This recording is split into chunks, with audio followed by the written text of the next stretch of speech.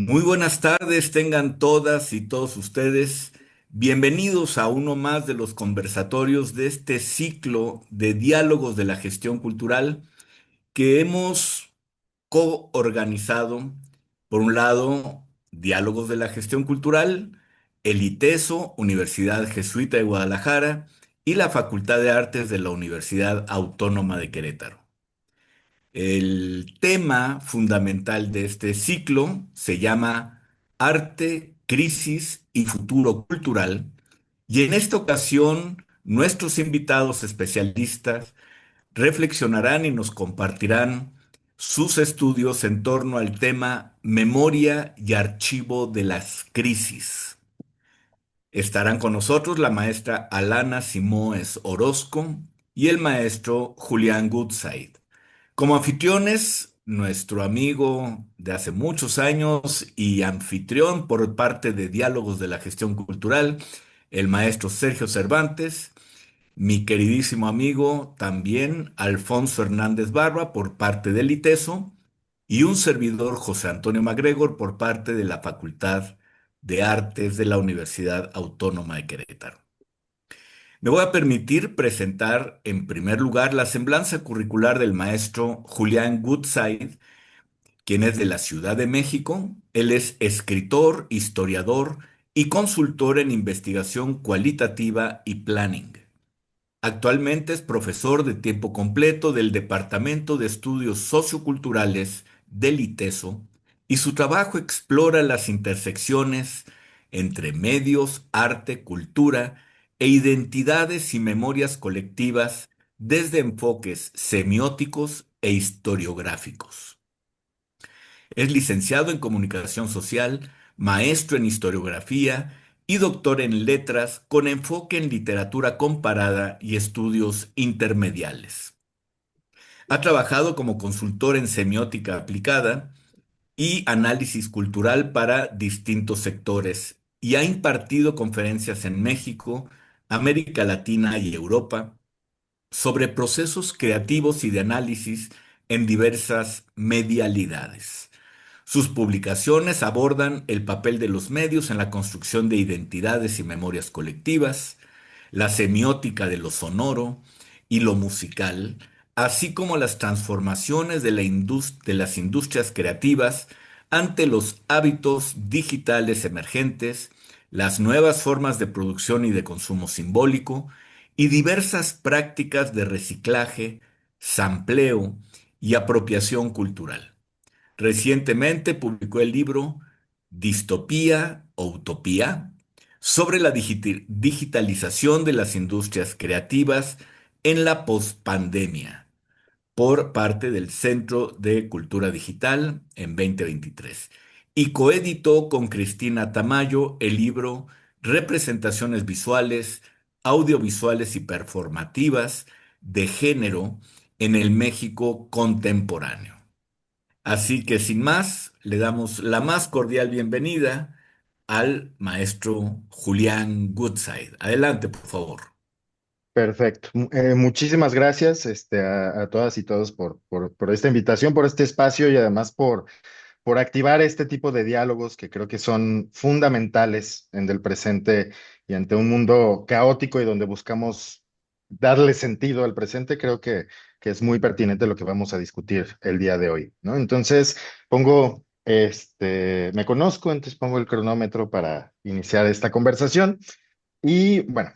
eh, Justo, vamos a hablar el día de hoy un poco sobre el tema de la memoria y archivos de las crisis, ¿no? En este sentido, un poco lo que a mí me interesa poner sobre la mesa, poner en situación, es el panorama y la manera en la que vivimos y mediamos la memoria y los procesos de recuerdo y de olvido en la actualidad, ¿no? Que es sin duda un fenómeno sumamente complejo, donde no es nada más el que existan los archivos, este que no significa que eso facilite los procesos de memoria, a diferencia de otras épocas, y al mismo tiempo no significa que el que tengamos esta sobreinformación o saturación de archivo implique que hayan cambiado muchas cosas con respecto a otros procesos previos, ¿no? Entonces, justo surge, digamos, el punto de partida de mi pregunta, de mi planteamiento es: ¿Por qué recordar, no? Que es algo que en algún momento ya autores como Paul Ricoeur, Humberto Eco, Julia Kristeva han puesto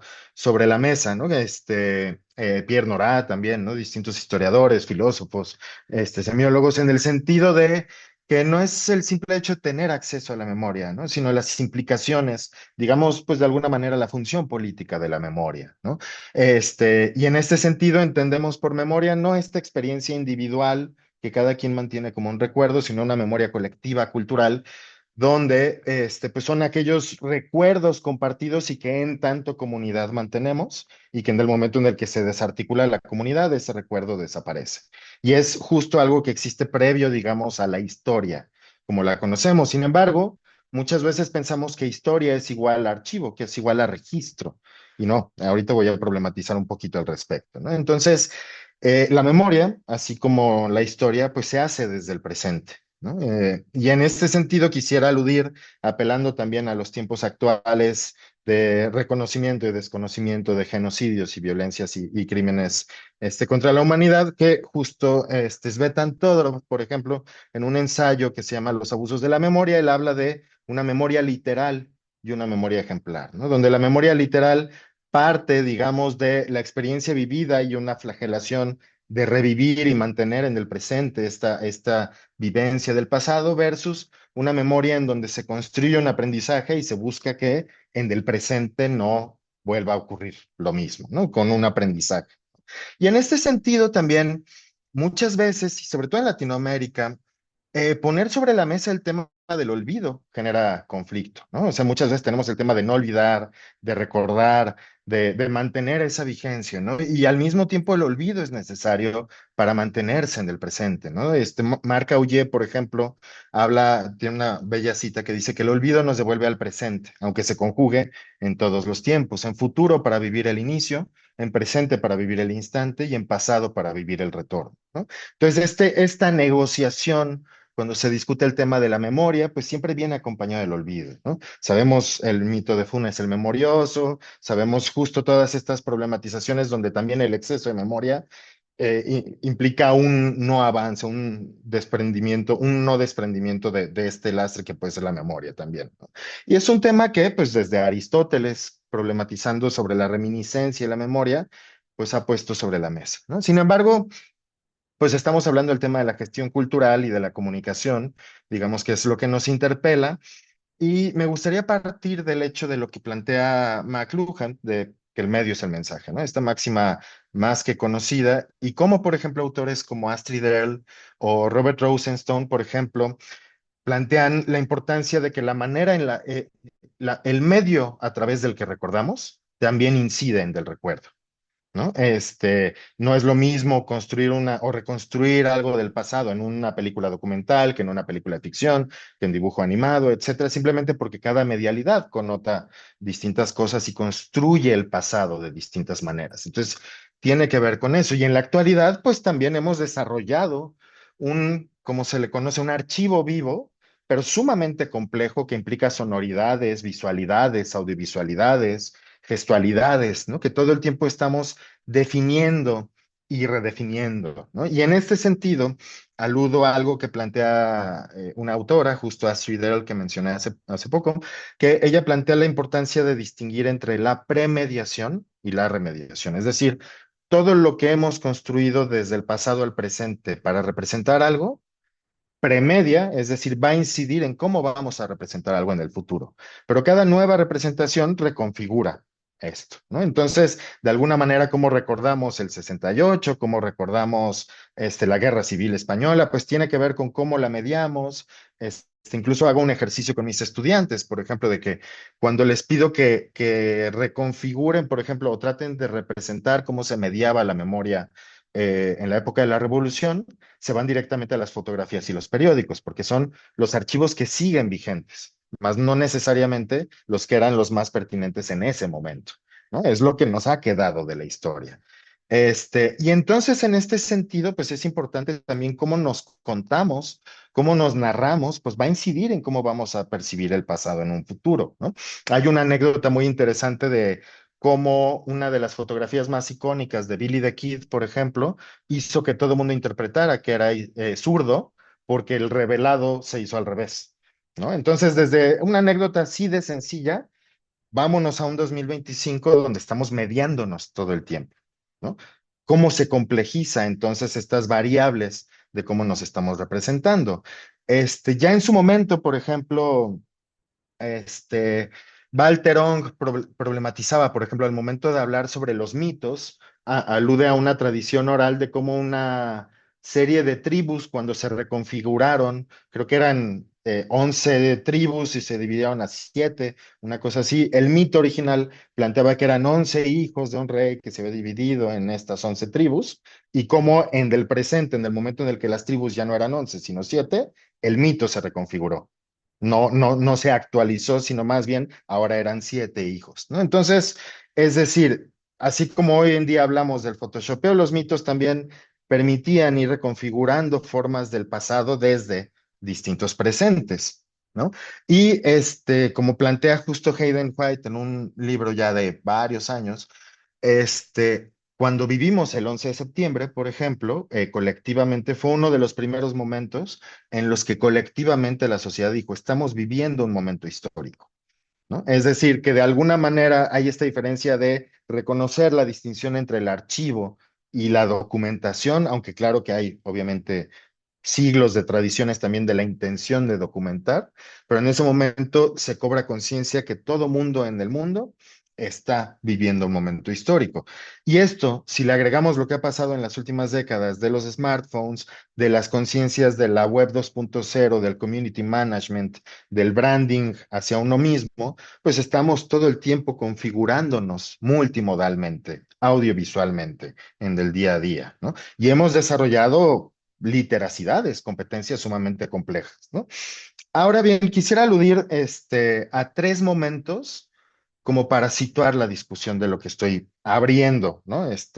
Que es, hace unos años, por ejemplo, se viralizó y en pandemia se retomó la anécdota de una chica que se había encontrado en Google Maps que el automóvil de Google Maps había registrado a su abuelo en el pórtico de su casa, ¿no? Entonces ella se metía a Google Maps a recorrer, digamos, las calles del barrio donde vivía su abuelo y se lo reencontraba porque así lo recordaba, ¿no? Entonces ahí vemos cómo de alguna manera alguien más sin querer media, ¿no? La memoria de otra persona y entonces genera espacios de luto, de acompañamiento, ¿no? Al final de cuentas, lo que hemos visto con Facebook también, de que se abren estos ya perfiles, digamos, de homenaje a nuestras amistades, ¿no? Corte A, empieza el conflicto entre Rusia y Ucrania, justo esta invasión, esta guerra, y una de las transmisiones que me aparece en Instagram de repente es una chica, una adolescente de Ucrania, que está haciendo un FaceTime y de repente se sorprende, aprieta un botón en su celular, cambia la cámara a la otra perspectiva, se ve un jet que lanza un misil y explota un edificio junto a ella, ¿no? Entonces, la frialdad no es la palabra, pero la manera en la que sabe cómo reaccionar, registrar ese momento, enmarcarlo y hacer una narrativa audiovisual al instante, implica ya otro tipo de literacidades, ¿no? Y lo acabamos de ver ahora con las inundaciones en la Huasteca y en Veracruz. Vemos a un Don Chuy exactamente en Poza Rica grabándose mientras activa la alerta a las 5 de la mañana, porque sabe que está haciendo un momento histórico también, ¿no? Entonces, estamos viendo cómo en un periodo relativamente corto de tiempo, es decir, en pocas décadas, han cambiado los procesos de nuestras lógicas de mediarnos y con ello mediarnos en el presente y mediar nuestra memoria, ¿no? Y al mismo tiempo hemos pasado de este recuerdo pasivo, que es el archivo acumulado que unas cuantas personas pueden curar de alguna manera o por lo menos acceder a, como plantea Leida Asman también, a un archivo o al recuerdo activo, que es el canon, que implica una selección. Pero la selección se construye desde el algoritmo, desde el hashtag, desde otros procesos que también implican otras mediaciones, ¿no? Entonces, en los procesos de narrar, hemos pasado, no quiero ser determinista de que hoy se construye de una manera y antes de otra manera, pero bueno, hemos pasado de imaginarnos cómo ocurría el pasado a reinterpretar cómo ocurre, por ejemplo, lo vemos con la serie Chespirito, que está la foto de archivo y buscan recrear exactamente la foto de archivo, a performar cómo queremos ser recordados. ¿no? Y esto creo que es interesante, porque si hay una introyección de la relevancia de la memoria de manera individual, que implica una individualidad y una colectividad compleja, ¿no? Y dentro de todo esto, en los hábitos también de los medios de comunicación, pues vemos que también hay otras estrategias. La serie Rompan Todo en la pandemia busca recrear, por ejemplo, lo que pasaba con los jóvenes rockeros en la Ciudad de México y toma fragmentos de un documental de Sarah Minter, pero que es un poco docuficción con una recreación, y lo hacen pasar como imágenes que de alguna manera parecen persecución documentada del 68, o de repente sacan imágenes, por ejemplo, del Tianguis Cultural del Chopo, pero que si uno se fija en la vestimenta de quienes están ahí y aparece un logotipo de una banda llamada Tool, pero lo hacen pasar como si fuera de principios de los 80. Es decir, hay también lo que Roland Barthes define como efecto de realidad. Entonces, también sabemos cómo emular el pasado, cómo ir construyendo estos efectos de verosimilitud y que, por un lado, nos lleva a tema de fake news y manipulación de la información, pero también a revivir el pasado de distintas maneras, ¿no? Hay toda una estrategia de nostalgia, por ejemplo, de emular estéticas de VHS, de gramófono, es decir, las medialidades también nos están remitiendo a distintas épocas. Entonces, bueno, un poco para acercarme hacia el cierre de mi participación. Ay, se me movió un poquito. Este, entonces, hay dentro de todos estos procesos de la memoria, pues procesos para borrar y manipular la memoria, ¿no? Tenemos los deepfakes, la deep nostalgia, por ejemplo. Tenemos estos hábitos también de todos los archivos, los estamos reconfigurando, ¿no? Las versiones de Star Wars que depende si es en VHS, DVD, etcétera, como han agregado escenas, cortado escenas, que en Mi Pobre Angelito ya no sale Trump, porque qué pena que saliera Trump en Mi Pobre Angelito, tiene que ver también con cómo estamos mediando y reconfigurando la memoria en la actualidad, ¿no? En un momento en el que también mucho de lo que consumimos en nuestro día a día es un constante recordatorio de la importancia de la memoria, es decir, contenidos y además en las generaciones más jóvenes es más común que todo el tiempo están discutiendo desde una perspectiva meta sobre las implicaciones del archivo, sobre las implicaciones de manipular la información, etcétera, etcétera, ¿no? Entonces, en este sentido, vemos, por un lado, pues que hay estrategias de capitalización de la memoria. Vemos que hay una alfabetización también de estrategias de memoria muy interesantes. En Deliteso estamos trabajando con una colega, Alina Peña, y con otro colega Eduardo de Signalab, que estamos analizando, por ejemplo, las formas de mediación de los procesos de denuncia ante las violencias que se están viviendo en Guadalajara y en Jalisco, ¿no? Entonces, cómo la gente se apropia de las ciudades, pero también del espacio digital y se están construyendo reconfiguraciones con pintas en la calle, pero también en redes sociales, pero también en reseñas de Google Maps, pero también con intervenciones artísticas, ¿no? Y cómo todas estas memorias se están traslapando entre el espacio digital y el espacio físico y mediatizado, ¿no? Y al mismo tiempo, pues estamos viendo cómo este, estos procesos de narrar la ausencia pues, empiezan a construir sus propios códigos, ¿no? Vemos nuevas estrategias en las protestas, nuevas estrategias en el artivismo también que empiezan a codificar sus propias gramáticas o que han codificado a lo largo de décadas sus propias gramáticas del recuerdo, de la reminiscencia. Y así como tenemos en todo el mundo monumentos que son de mármol negro y grabados en piedra, etcétera, etcétera, pues las antimonumentas, por ejemplo, son otras formas de construir otras gramáticas de la memoria, ¿no? Entonces ya justo para acercarme hacia el cierre, es importante exactamente entender cómo estamos narrando la ausencia y cómo estamos también silenciando en una saturación de memoria, ¿no? De este archivo vivo, por ejemplo, hemos pasado también a narrativas descentralizadas, ¿no? Mediante el hashtag, por ejemplo, seguir lo que ha pasado ahora en la Huasteca, lo podemos seguir desde distintos frentes, ¿no? Y esto ha implicado también otras formas de narrar, por ejemplo, ¿no? Desde múltiples perspectivas, desde múltiples ángulos, estamos normalizando otra forma de vivir multimodal y multimedialmente la memoria.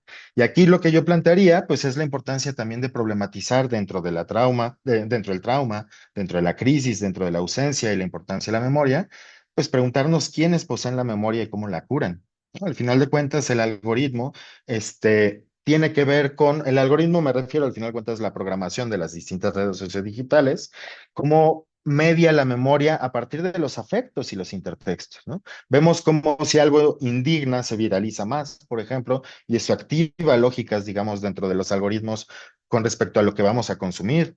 Y así como de repente las recomendaciones algorítmicas tienen que ver con nuestra geolocalización, también tiene que ver con lo que vimos 5 minutos antes. Y eso va reconfigurando también cómo vamos viviendo en el presente y construyendo improntas para el futuro sobre el pasado, ¿no? Por otro lado, la importancia de pensar la memoria atravesada por el copyright, ¿no? En el sentido de lo que puede implicar a nivel de censura y de control. Pongo un ejemplo muy básico, pero que pone sobre la mesa, que es un videojuego llamado Metal Gear Solid, que cuando lo reeditaron, por ejemplo, en plataformas digitales, ya no pudieron incorporar parte de un pietaje que utilizaban de archivo de la Guerra Fría, porque ya no pudieron pagar los derechos nuevamente, ¿no? Pero al mismo tiempo estamos viendo que políticos, criminales, etcétera, pues están brandeando también sus nombres, son marcas registradas. Y esto puede implicar que así como hay un control de la memoria de los catálogos de las distintas plataformas, pues el copyright también puede incidir en cómo recordamos. Y por último, el tema de la capitalización de la nostalgia, ¿no? Netflix ha invertido en docudramas y en una intención de capitalizar la memoria en los últimos años de manera interesante. Spotify ha lanzado infinidad de publicaciones de cómo lo que más vende y lo que más genera consumo es la música de catálogo, es decir, la música de más de 8 meses.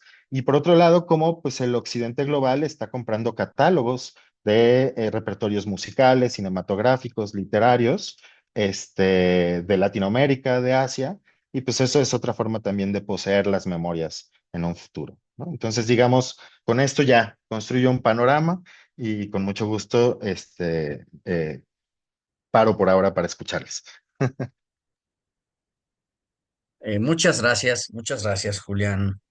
Eh, ya, doctor Julián. En Sí, dos ¿verdad? semanas ya oficialmente.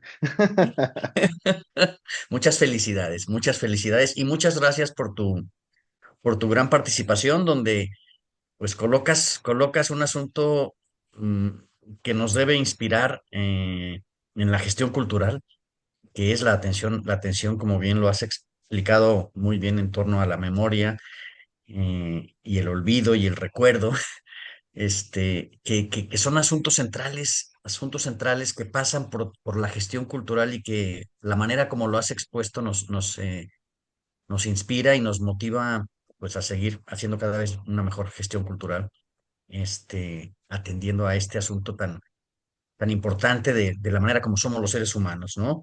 Y Ujú. que los gestores culturales muchas veces aterrizamos en forma de proyectos culturales que no son proyectos culturales cerrados, sino abiertos, como ya sabemos todos, entendidos como un proceso de alguna manera interminable y de alguna manera también colocado en un espacio temporal delimitado, ¿no?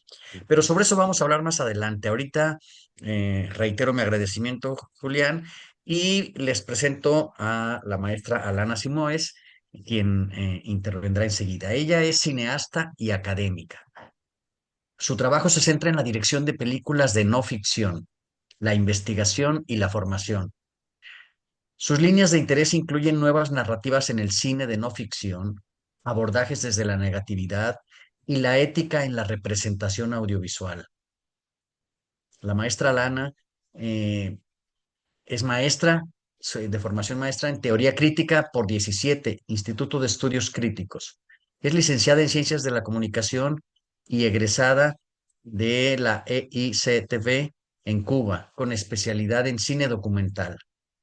Ella ha dirigido los documentales Mi Hermano, 2018, y La Falla, 2024, reciente, muy reciente este documental La Falla, seleccionados en festivales como la Seminci, Sheffield, Dog Play, el Festival Internacional de la Ciudad de México y de la Ciudad de Guadalajara también en este otro festival, y ella ha recibido apoyos del FONCA y del IMCINE.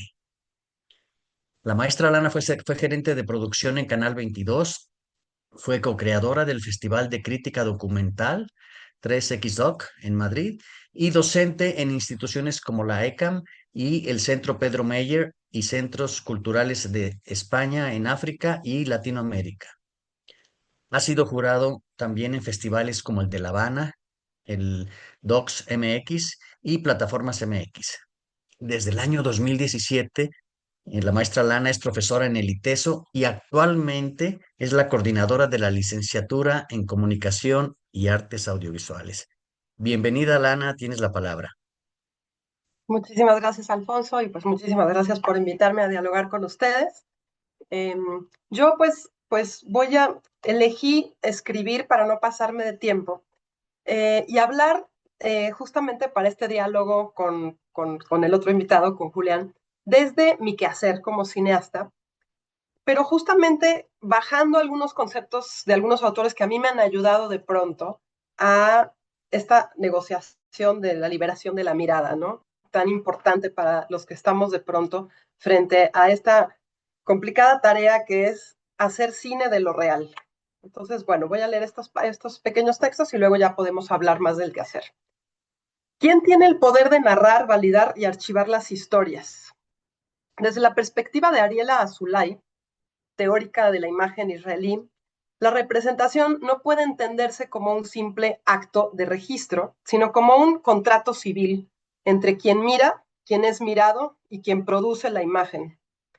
La cámara se inserta en un entramado de relaciones de poder y responsabilidad, y por ello toda práctica visual implica una posición política frente a la historia. Esta mirada crítica cuestiona la soberanía de los archivos imperiales y propone una desarchivación que abra espacio a memorias subalternas y colectivas, resistiendo a las narrativas oficiales. Por su parte, Gilles Deleuze permite pensar el poder y la representación en términos de regímenes de enunciación y líneas de fuga. Las imágenes no son simples representaciones, sino máquinas de pensamiento y afecto que pueden cristalizar el poder o producir desviaciones creativas que lo desestabilicen. La práctica audiovisual puede así funcionar como un campo de fuerzas donde se disputan significados, generando contranarrativas que multiplican la memoria y desarticulan las estructuras jerárquicas.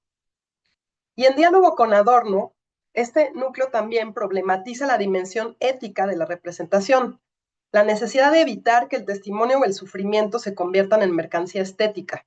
Siguiendo su crítica a la cultura de masas y su preocupación por la representación del horror y la historia, se plantea la responsabilidad de no estetizar ni trivializar el dolor, sino generar formas expresivas que mantengan viva la negatividad, el conflicto y la memoria crítica. En suma, este eje, que es poder, ética y representación, aborda la ética del manejo de testimonios, la responsabilidad en la representación de identidades y el potencial del arte para resignificar el pasado, no como un hecho clausurado, sino como un terreno en disputa que puede ser reabierto por la práctica artística crítica. Esto lo uno a el concepto de investigación-creación, ¿no? Y archivo sensible. Este nuevo eje conecta directamente con la investigación-creación y propone pensar el arte no como un producto final, sino como un proceso de conocimiento situado, afectivo y político.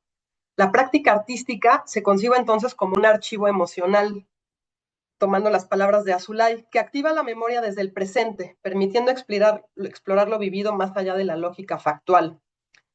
Nuevamente inspirándome en Azoulay, el archivo no es entendido como un contenedor estático de documentos, sino como un espacio relacional y performativo donde la memoria se reactiva en cada encuentro. La práctica artística deviene un gesto de relectura y reinscripción que puede cuestionar los marcos coloniales y patriarcales de la historia. Y finalmente, esta misma enclave adorniana, la práctica artística entendida como un archivo sensible que conserva su capacidad de resistencia crítica. Frente a una cultura que tiende a homogeneizar y olvidar, el arte puede mantener viva la tensión entre lo vivido y lo narrado, entre lo sensible y lo racional. Y esta tensión crítica es el núcleo ético que impide que la práctica se vuelva complaciente, conservando su poder de interrogar el presente y desbordar así los cánones. Es desde esa lucha que Deleuze habla del arte como un acto de resistencia, que se resiste a lo preestablecido y que convive con el caos como una tensión. Y es desde esa forma de abordar la resistencia que yo coloco mi cámara, no como un artefacto que me concede el poder de designación, sino como un dispositivo que propicia la tensión entre lo conocido y lo desconocido, entre la conciencia y la inconsciencia. Vuelvo al archivo ahora desde Jacques Derrida, que en su libro Mal de archivo, una impresión freudiana, propone una revolucionaria lectura sobre la teoría del archivo y sobre la propia concepción de la historia, ya no como un hecho, sino como narración, a partir de las teorías psicoanalíticas. En él aborda las implicaciones éticas, institucionales, políticas y jurídicas que las nuevas técnicas de archivar comparten, así como los niveles ontológicos del archivo y su función. La implicación del poder en el contexto del archivo, en la acción de seleccionar y borrar, el poder en la posesión del archivo y o el archivo como el símbolo del poder.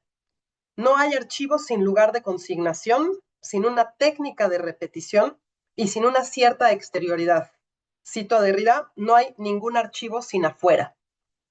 Por un lado existe una pulsión de archivo, conservar, registrar los detalles, coleccionar, impedir que algo se pierda, que se borren sus rastros. Sin embargo, para Derrida, el mal de archivo se sitúa en la paradoja que esta necesidad de conservación supone. Por un lado, la existencia de un conjunto de intervenciones que originan una relación de poder a partir del establecimiento de una tutela, una interpretación, una designación y consignación del tiempo, del olvido y la memoria. Y por otro, que no puede existir un deseo de conservación sin la pulsión de olvido, es decir, sin la amenaza de pulsión de muerte y destrucción. La condición de posibilidad del archivo está constituida por la pulsión de muerte, cuya pulsión a su vez está constituida por la vida. En otras palabras, el archivo destruye para conservarse, borra para leerse. El archivo entonces no será reductible a la memoria, sino al porvenir. Esta posibilidad de comprender el archivo como portador del entorno y al mismo tiempo como soporte productor del porvenir trae consigo la condición de múltiples posibilidades, tanto de materialidades presentes como de vocaciones ausentes, que emergen del ejercicio total de las relaciones alrededor de un acontecimiento. Surgen una serie de interrogantes que convergen en el ejercicio de significación. La consignación implica la borradura de aquello que no se incorporó al soporte. Esto me parece a mí particularmente importante. Este afuera ilimitado, al no ser designado y consignado, resulta indestructible. Por esa razón es que el archivo es destructible, porque existe. Sin embargo, el afuera ilimitado, aunque no fue inscrito en el soporte, no fue registrado, coexiste fuera del mismo, como una huella producto de la represión del acontecimiento borrado. Esto, en el cine, el fuera de campo que se utiliza, en el lenguaje cinematográfico para nombrar lo que no se ve, pero que sin embargo evoca una presencia, es lo que sucede también en el archivo. Hay un halo evocador no impreso, pero sugerente a su alrededor, y es precisamente la huella del borrado que aparentemente se nos escapa lo que podría transformarse. Vuelvo entonces a Ariel Azoulay. Ariel Azoulay, basada en el concepto de Benjamin de violencia constituyente como la fuerza utilizada para crear e imponer un régimen político y a partir de sus concepciones herramientas sobre la fotografía y ciudadanía, Azoulay da cuenta entonces de la posibilidad de reinterpretar la historia a partir de reconfigurar la mirada inscrita en un soporte acontecimiento del pasado en un presente potencial. Este concepto es verdaderamente revolucionario en tanto revive el archivo y lo trae a la creación. Aquí cito, la historia potencial no es un relato alternativo de este mundo ya historizado, sino más bien un intento deliberado de pulverizar la matriz de la historia, de negar lo historizado al hacer presentes de nuevo las potencialidades reprimidas dentro del campo fenomenológico fabricado de la historia imperial, presentes para continuar. Es un rechazo a la simple existencia de una forma alternativa de hacer la historia tal como la conocemos, de una manera que no perpetúe la violencia imperial. Continuando el hilo conductor que recorre todo el concepto de historia potencial, la intervención de Azoulay aquí no es encontrar nuevas historias, no contadas, que contar dentro de la historia, sino más bien regresar a las ideas e ideales preimperiales y abordar la historia desde estos marcos. De nuevo, no se trata de una historia alternativa, sino de una historia potencial. No se trata de dar voz a un pasado silenciado y hacer visible lo invisible, sino de liberar el pasado de su pasado y permitirle asumir la vitalidad de lo que siempre ha estado ahí. La historia potencial exige a los historiadores evitar el impulso imperial de llenar lagunas como los propios exploradores imperiales, sino más bien dar espacio a los presentes potenciales que estos pasados ausentes, borrados y destruidos podrían haber y aún pueden generar. Como parte de esto, Azoulay regresa al medio de la fotografía e introduce el concepto de fotografías no tomadas. que son un intento de reemplazar supuestas ausencias controladas por una de las partes en el evento fotográfico, por presencias cuya existencia puede ser proclamada por las personas fotografiadas y los espectadores. Esas fotografías no tomadas, que pueden tomar la forma de una descripción verbal, un testimonio, un dibujo o una fotografía de una reacción del evento no fotografiado, de la recreación de un evento no fotografiado, basada en una descripción de uno de los participantes en el evento, buscan ocupar espacio en el archivo, remodelando así el archivo mismo.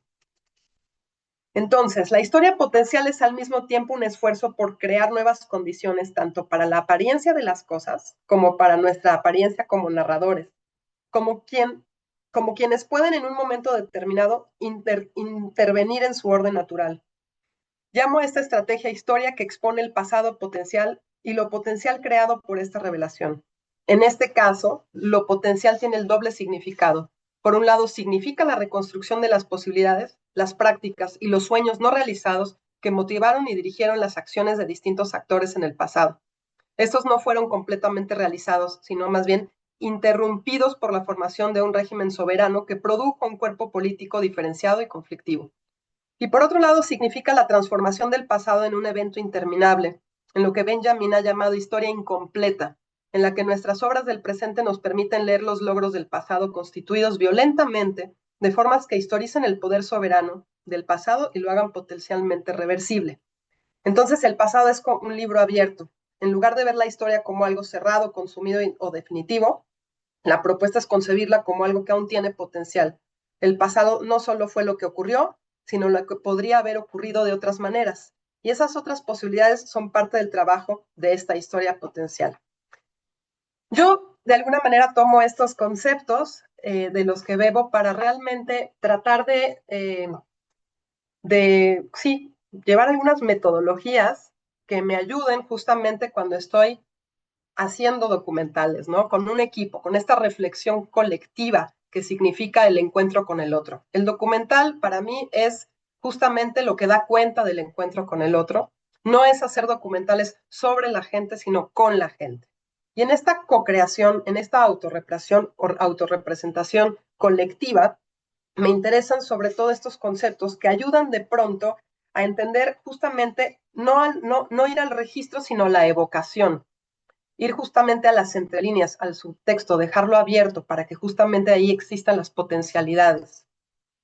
La incompletud, que para mí la tomo de Adorno, esa negatividad, ¿no? Eso que queda, digamos, fuera del concepto mismo.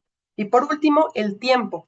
Esto me resuena mucho con lo que hablaba Julián, ¿no? Esta velocidad de estar todo el tiempo registrándonos y subiéndonos a las redes en esta, decimos en nuestro equipo, la narrativización de lo cotidiano, que tiene una inmediatez en donde parece que si no se está grabando no está sucediendo, ¿no? Es grabo y luego existo.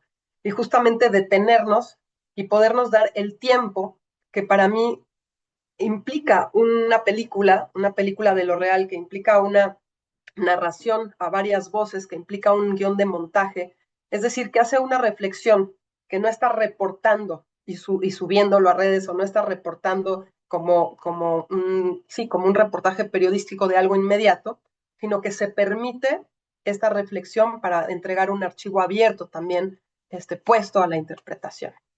Pues por aquí cerraría esta primera intervención.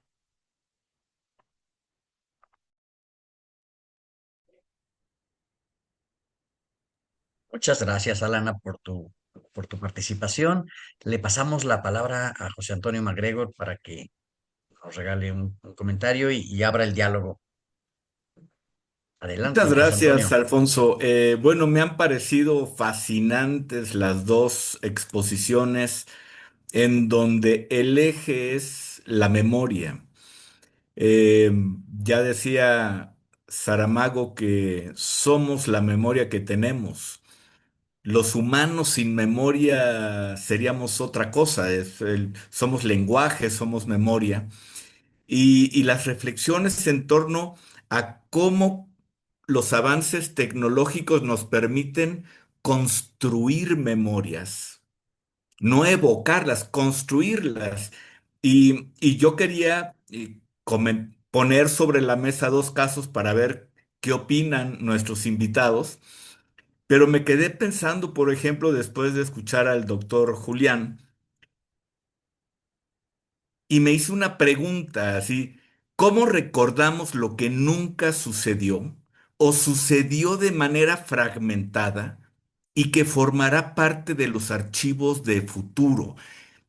Y pensé en el caso de la canción de los Beatles, que fue grabada cuando dos de ellos ya habían fallecido, la famosa canción Now and Then, en donde eh, es a partir de un cassette que había grabado John Lennon y que estaba ahí arrumbado y que llega a manos de Paul McCartney. Paul McCartney lo comparte con George y Ringo, se reúnen, graban, George graba la guitarra, pero aún no hay las condiciones tecnológicas para poder grabar a los cuatro, porque la voz y el piano de John predominan.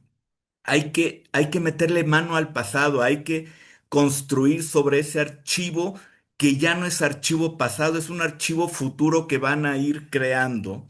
Y me parece que al final, cuando llega el momento en el que justo el hijo de George Martin, que fue el gran quinto Beatle, les dice, ¿qué creen? Ya hay la tecnología para poder grabar a los cuatro.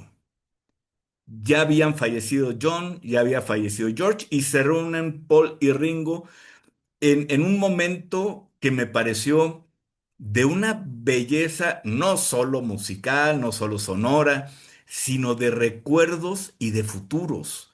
Eh, Porque finalmente nosotros hoy estamos viéndolo como si los cuatro se hubieran reunido, es decir, la tecnología nos permitió algo así.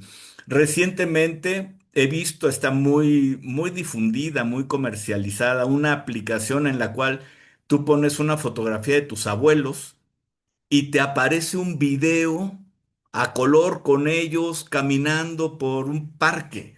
O sea, lo- ¿de qué manera el archivo en efecto ya no es algo estático al que acudimos para evocar, sino que es una construcción viva que se está configurando y reconfigurando permanentemente? Y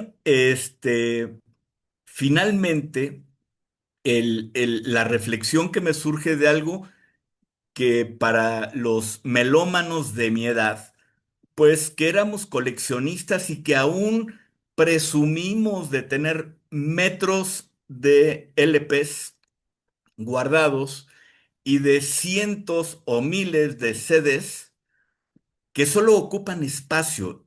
Ahora ya no necesitamos esas memorias, esos archivos. Es más, ya ni siquiera necesitamos el disco extraíble de 1 GB donde puedes meter toda la música que tú puedes acumular, porque ya tienes acceso a las fuentes donde lo que tú quieras poner. Y sin embargo, los coleccionistas nos negamos a tirar nuestros LPs y nuestros CDs. Entonces, me parece que aquí hay tensiones provocadas en torno a la memoria, en torno a cómo unas generaciones vivimos el papel del archivo, cómo se vive ahora, cómo el archivo ya no es objeto del deseo, ya no es necesario. Entonces, no sé, a bote pronto me surgen esas preguntas a partir de sus intervenciones.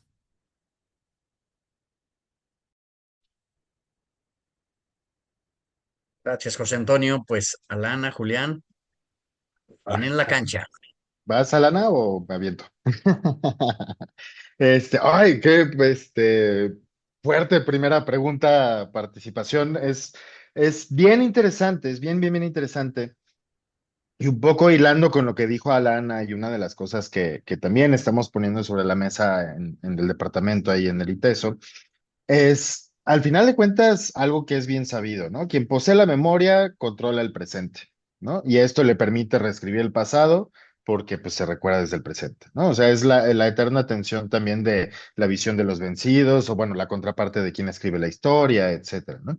Y por otro lado, que como lo cierra también Alana, pues ¿qué implica documentar en un mundo sobredocumentado, ¿no? O sea, es preguntas importantes y que abordemos entonces cómo recordamos lo que nunca sucedió, ¿no? Pues es la historia, ¿no? O sea, si nos vamos a lo crítico, la historia es recordar, bueno, matizo, ¿no? O sea, sí, la historia sí ocurrió, pero digamos que no la vivimos, ¿no? O sea, cómo recordamos aquello que no vivimos es el punto de partida para lo que, por ejemplo, hay una autora que se llama Leida no, Alison Landsberg, perdón, que ella habla de la memoria protésica o la memoria prostética, ¿no? En el sentido de cómo alrededor del 11 de septiembre, pues se construye una narrativa que también imposta formas de recuerdo, ¿no? Es decir, el recuerdo nunca es neutro.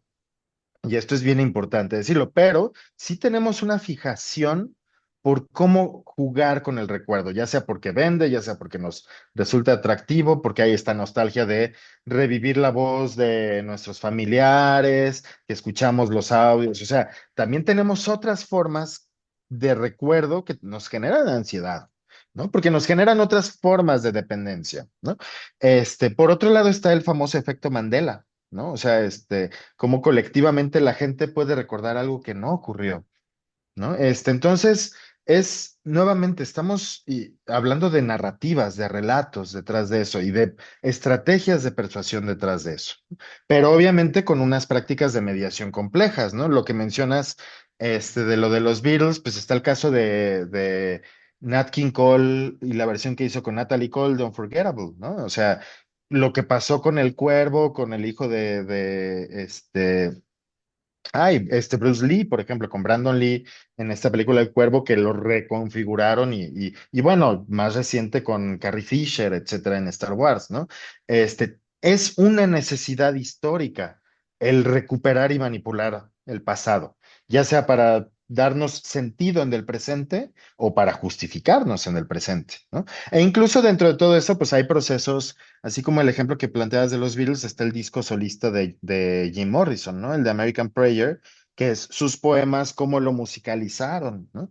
Pero ahora estamos viendo que de repente pues están sacando discos póstumos o están usando con IA de repente hacer cantar a las personas, ¿no? Y creo que hay una variable bien importante que es que eso se capitaliza, que eso implica regalías, que eso implica otras lógicas, que no es más allá, digamos, de la memoria de las narrativas, sino que es una industria. Se me olvidó, Paul Grange, creo que se apellida, habla de una industria patrimonial, ¿no? Entonces creo que también es importante situar esa parte, detrás. Y detrás de todo esto, por ejemplo, estamos viendo a jóvenes que están ahorita pagando mucho dinero por cybershots, por cámaras digitales de principios de los 2000, porque hay una nostalgia, así como antes hubo a las Polaroid, ahora hay una nostalgia a estas cámaras cybershot, etcétera, etcétera, ¿no? Entonces, hay muchas variables ahí, que tienen que ver con la materialidad del archivo también. Hay una necesidad de regreso a la materialidad después de la hiperdigitalización de la nostalgia y porque estamos viendo cosas también, no tenemos que heredarle a la gente. O sea, digamos, hubo un debate con Bruce Willis antes de que viviera todo lo que está viviendo ahora, que él decía, oigan, pues es que yo no le puedo heredar a mis hijas mi colección de música en Spotify. Y como me vendieron que la digitalización era lo máximo, yo me deshice de todos mis archivos, ¿no? Entonces, pues en un futuro vamos a heredar discos duros, si bien nos va, pero no sé, son muchos temas, es muy interesante, ¿no? Pues sí, totalmente esto, bueno, podríamos estar horas hablando porque son temas y líneas, pero volviendo un poco a la memoria, me parece muy interesante la visión de un psicoanalista argentino, ya fallecido, Néstor Brownstein, que dice que la memoria es ficción, la autobiografía es una ficción, ¿no? Por eso tenemos tantos problemas al reconstruir eventos familiares, ¿no? Porque justamente hablando de la misma familia, de la misma fiesta de cumpleaños, cada quien tiene su propia versión. Entonces, a mí me parece muy interesante esto de lo que queda afuera del archivo, lo que decidió no archivarse, ¿no? ¿Qué pasaba detrás del acontecimiento que se está registrando? ¿Por qué se registró ese y no otro, ¿no? Siempre me parece muy interesante que lo que dejamos atrás, lo que dejamos justamente en la sombra, tiene mucha presencia. Y por eso me parece tan interesante cuando Azulay habla de esta potencialidad. Ella es una teórica israelí que justamente empezó hablando de esto por decir que había muchos archivos que no se habían guardado y que seguramente si todavía existían estaban bajo llave, en donde había muchos espacios, la zapatería, los espacios del pueblo, en donde palestinos e israelíes convivían de una manera pacífica y que justamente esos archivos no estaban a la vista, ¿no? También hablaba un cineasta de que la frontera entre Estados Unidos y México nunca se había narrado desde la no frontera, es decir, ¿qué otra forma de narrarlo que no hubiese una frontera, sino que era un territorio común? Pero ese archivo no está, de ese archivo no se habla, ¿no? Entonces, me parece muy interesante esa pregunta de ¿qué hubiera pasado si? Porque probablemente ahí podemos encontrar otras formas. Se nos ha instaurado, ¿no? Un archivo como memoria, como identidad, que en realidad es flexible, es movible, y por eso me parece muy importante que pensemos justamente más atrás, o sea, más allá del archivo, detrás del archivo que tenemos, ¿no? Y justo lo que está ocurriendo ahora, que lo hablamos mucho con Julián, porque todavía es difícil tener una opinión como sólida acerca de todo esto que está, todos estos archivos que se están haciendo en tiempo real y se suben y se suben y se suben, ¿no? Esto mismo que estamos viviendo lo estamos transmitiendo y ya va a quedar en YouTube. ¿Qué va a pasar con todo eso, no? Que a la vez es la nube y que se nos puede ir en absolutamente 2 segundos, ¿no? Justamente, y ya con esto cierro, no recuerdo ahora mismo quién hablaba, creo que fue la chica que habló sobre ciberseguridad, Clarisa, pero decía que se les había borrado en la biblioteca de Londres, se les había borrado el mapa en donde estaban los libros, ¿no? En lo digital, y que afortunadamente existía todavía un mapa analógico, pero esto nos hace preguntarnos si toda esta memoria que parece ser un archivo vivo y un archivo de todo, en realidad estamos a un segundo de perderla.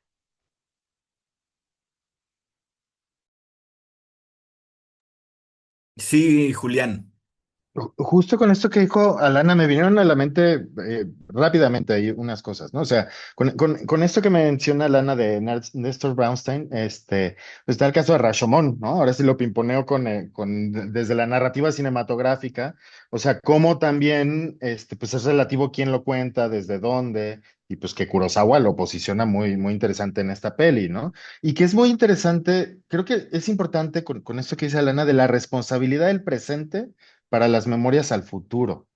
Esto que mencionaba Alana de la no frontera, en algún momento en los planes de estudio entre Francia y Alemania, se problematizó el narrar una historia compartida, porque las historias que se narraban en los planes de estudio, pues eran contrapuntuantes, ¿no? En este sentido. Entonces, tiene que ver justo con estos relatos. Y lo delicado y fugaz de los archivos, ¿no?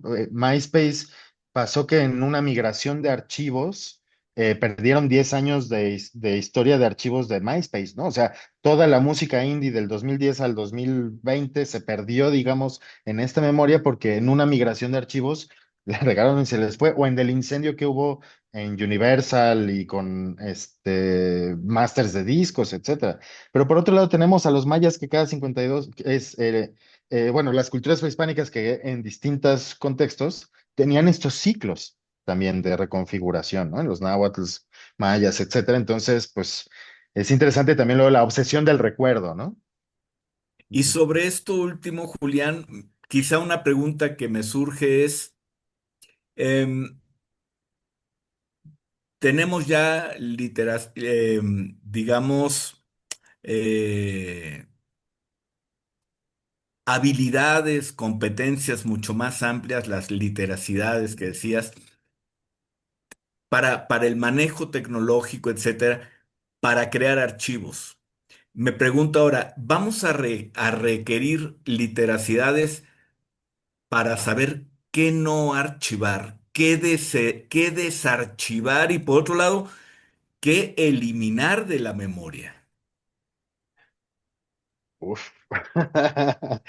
Pues sí, o sea, creo que ahí va a ser interesante la respuesta de Alana también con la experiencia que ella ha tenido, pero creo que sí, pero aún así siempre hay gente que está curando y que está como más consciente. O sea, una cosa es cómo en el día a día podamos mediar y yo creo que se ve, por ejemplo, con los chavitos que están reconociendo la importancia de no tener tanta huella digital.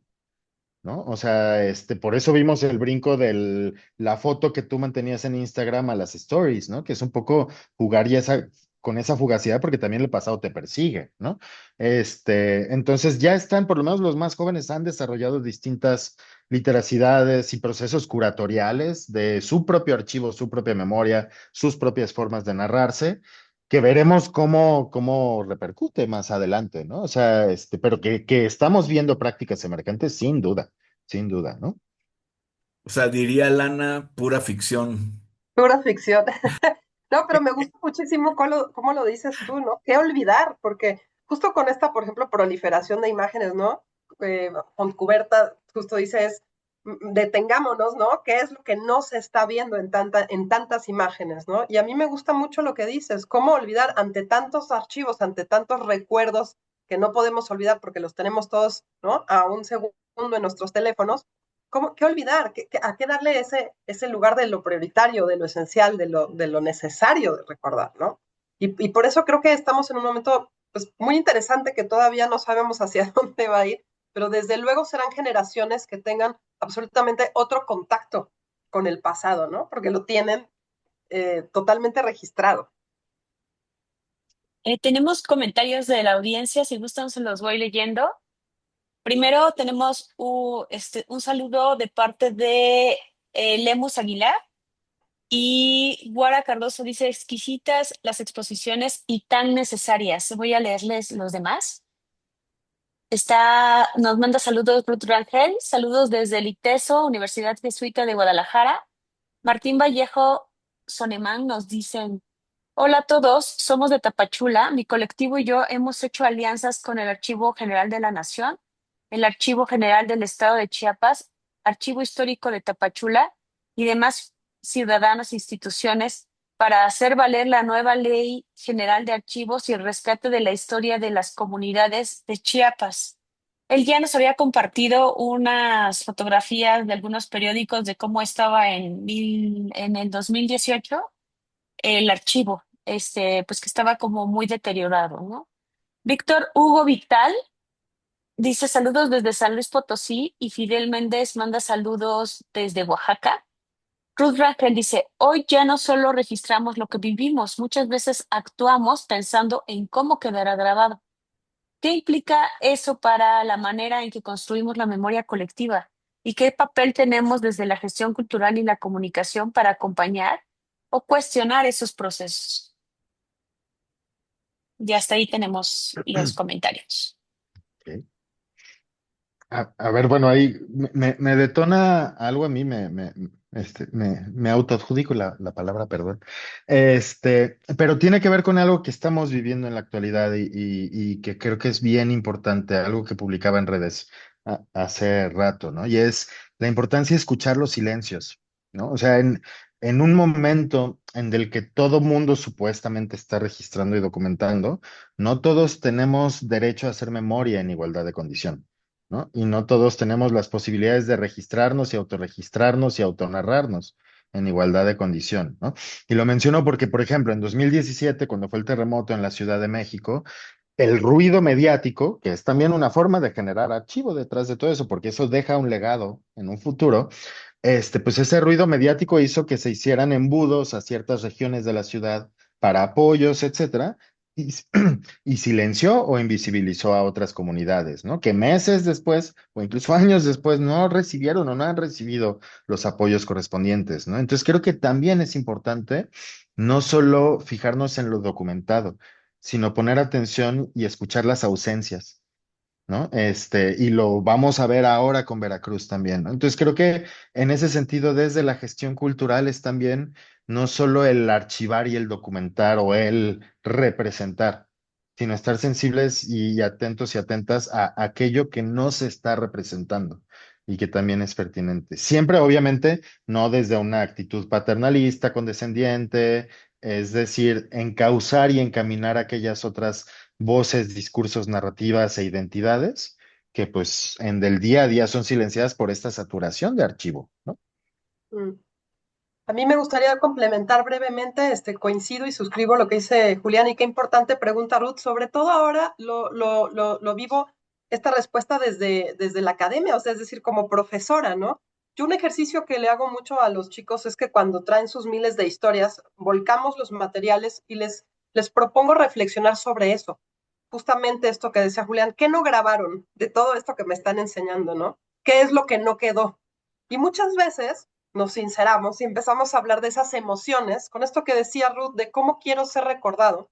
Y justo lo que viene es lo que no está, el ausente, el faltante, eso que todavía me da vergüenza de exposición porque no lo tengo, ¿no? Y entonces ha sido muy, muy interesante proponerles hacer, digamos, documentales de archivo con su propio archivo, que es construir la narración y las evocaciones, y no nada más subir las cosas sin ton ni son.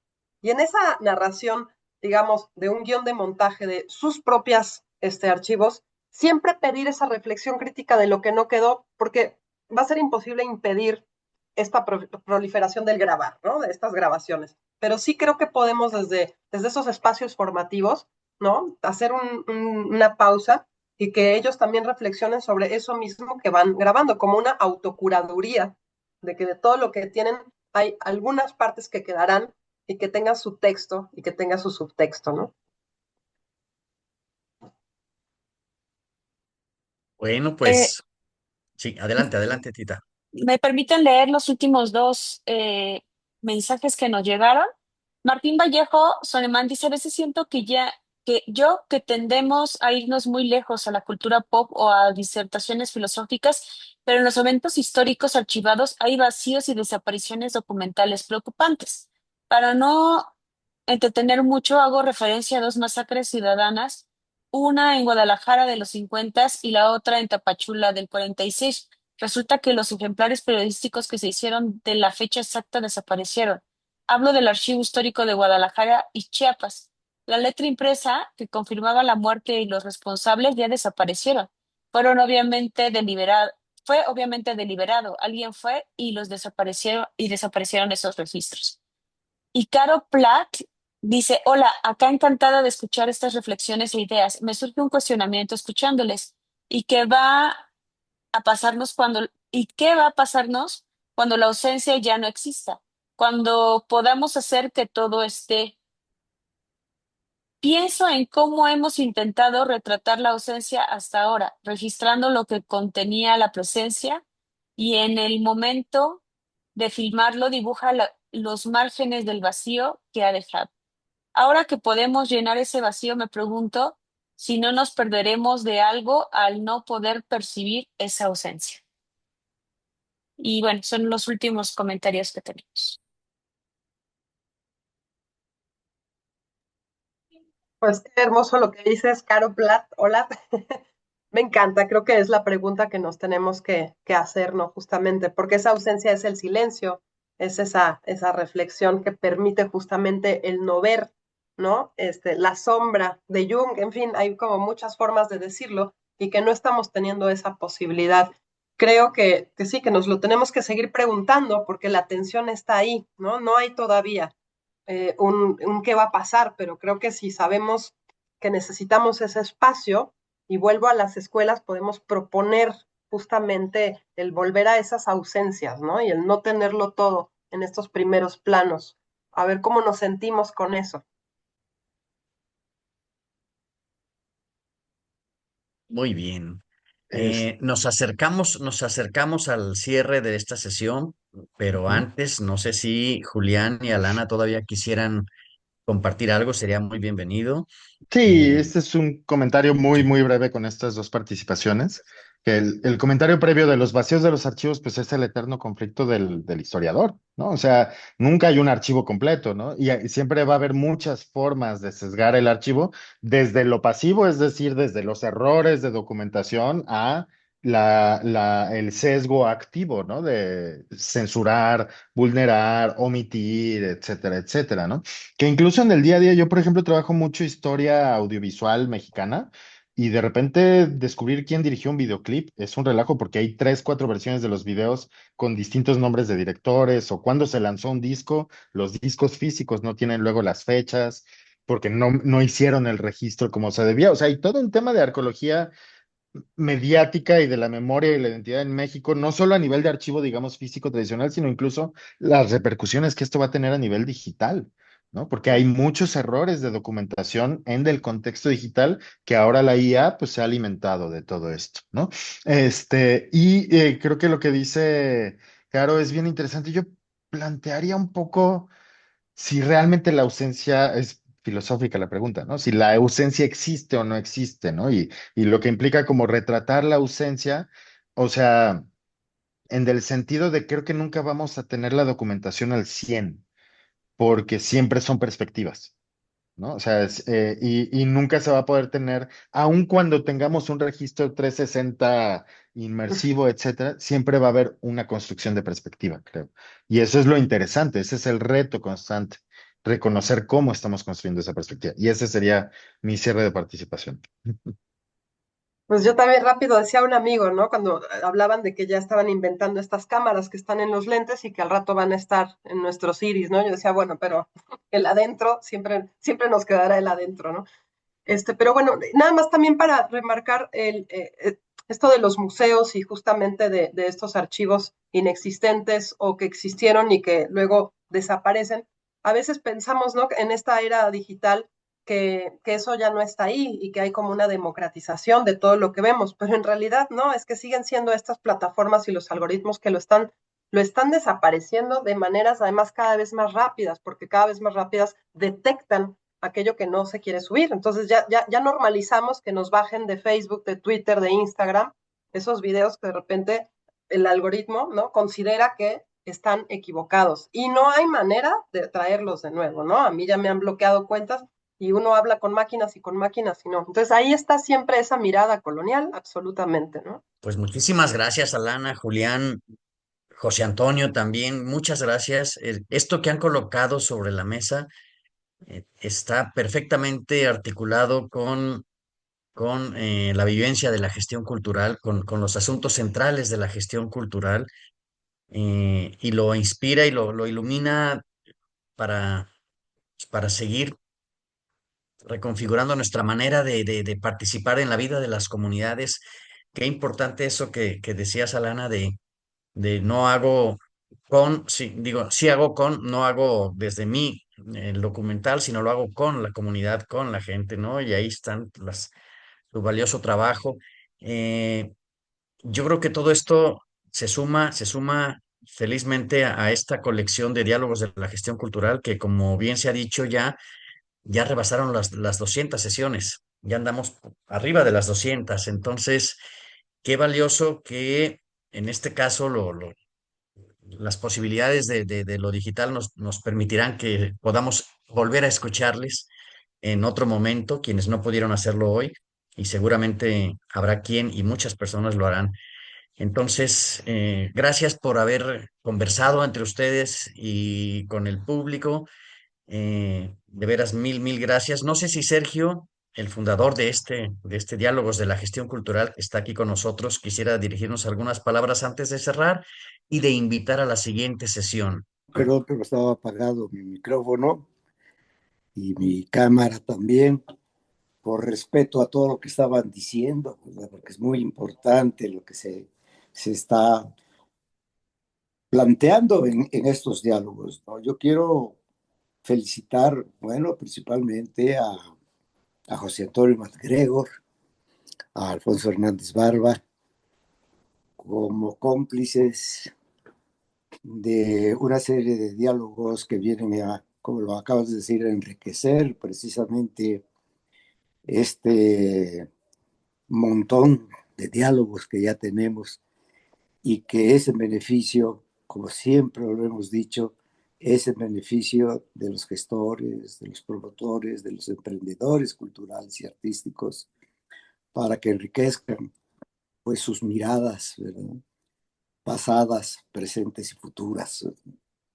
La importancia de este diálogo es muy interesante porque, pues bueno, se tocan temas que, aunque muchos hemos vivido en parte, no todos nos habíamos dado no teníamos una claridad de lo que está pasando. y creo que aquí nos abren un poco ese tema, ¿no? Yo quiero felicitar y agradecer a la maestra Alana, al maestro Julián, por esta estupenda participación, ¿no?